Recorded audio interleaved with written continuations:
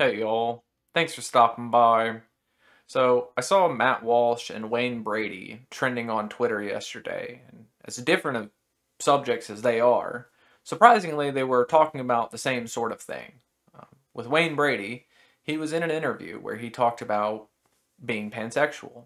He came out officially, and this had a lot of people asking what that even means. And if you don't know, it's basically just you don't have a preference. If it's a man or a woman or anything in between, as long as you're both into each other, that's it.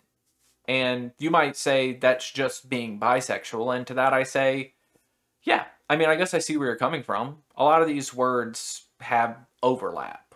I hear bisexual and pansexual. I heard someone say omnisexual, and it seemed like the same thing to me, but there's distinction that people like to draw. And to me, it doesn't make a difference because, I mean, as long as you're dealing with people who are adults and they're into you and you're into them, like, what difference does that make to me? As long as you're happy, who cares? But then you enter Matt Walsh into this conversation, and he goes on a rant on his show about how he doesn't understand pansexuals and how they scare him because you don't know if they're attracted to you or not. The excerpt that was floating around was him saying, people have a right to know if they're an object of your sexual fantasies. And to that, I say, no. No, they don't. For one, people don't have a right to know your thoughts, and you shouldn't get in trouble for thinking anything. It's not until you say those thoughts or type those thoughts or act on them that it becomes real. Anything you think is, that's you. Maybe you should work some of that stuff out or talk to a therapist about it. Maybe it just takes a little bit of introspection. Read a book or something, and you can work this stuff out yourself. But your thoughts are your own, and you shouldn't get in trouble for that.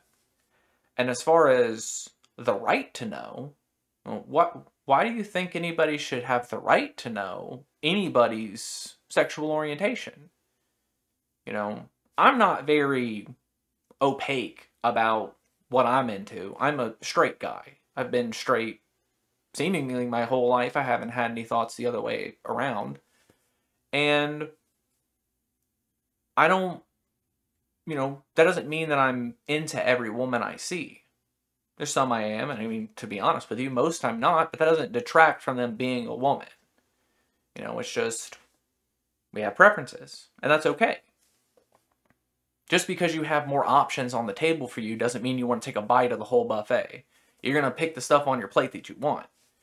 And I think that's what scares Matt Walsh about this, is because, in his own words, you don't know if someone's attracted to you or not. But, I mean, looking at me, or looking at anybody on the street, how do you know what somebody's into? Other than them telling you. And I mean, that's why Wayne Brady was trending in the first place, because he said it in an interview. And I mean, has anybody asked him beforehand? We all just kind of default to thinking that someone is a certain way. And sure, you can stereotype people all you want with the way they dress or how they carry themselves, their hair, their makeup, whatever. But it's still, until somebody tells you, you don't know. And, with someone like Matt Walsh especially, saying you have the right to know, to me that just seems like you want to mark people. You want to make it really obvious so you don't have any second guesses. And I mean, again, someone like Matt Walsh, people who've had similar ideologies to him have done stuff like that in the past. And they've made people wear certain markers to tell you who they are and what kind of stuff they're into. And we still use pink triangles nowadays, so maybe he just found some inspiration from the past. I don't think this will change his mind. I'm hoping that Dave Rubin guy who works for the Daily Wire eventually up and leaves, but I guess the oil money's really good, so what can you do? And this will probably be his hot button topic for a week or so until the conservatives find something else to be mad about, so I guess until then, y'all try to have a good day.